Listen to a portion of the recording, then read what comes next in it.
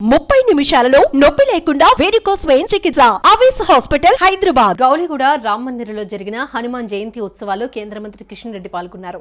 హనుమాన్ జయంతి సందర్భంగా నగరంలోని గౌలిగూడ మందిరం నుంచి అంగరంగ వైభవంగా శోభయాత్ర ప్రారంభమైంది. గౌలిగూడ నుంచి సికింద్రాబాద్ తాడ్బండ్ హనుమాన్ టెంపుల్ వరకు దాదాపు 13 కిలోమీటర్ల మేర యాత్ర సాగింది.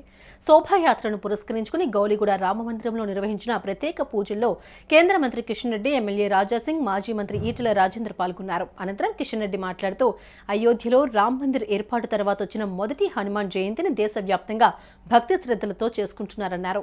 550 ఏళ్ల తర్వాత రామ్ మందిర్లో దివ్యమైన రాముణ్ణి ప్రతిష్ఠించుకున్నామని తెలిపారు.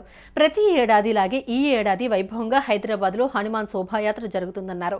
రాముడు దేశంలోని 140 కోట్ల మందికి దేవుడన్నారు. అందరూ శ్రీరామచంద్రుని దర్శించుకోవచ్చని వెల్లడించారు. కాగా దేశంలో, రాష్ట్రంలో బీజేపీకి అనుకూల వాతావరణం ఉందని కిషన్ రెడ్డి అన్నారు. కుల మతాలకు అతీతంగా మోదీ నాయకత్వాన్ని దేశ ప్రజలు బలపరుస్తున్నారని తెలిపారు.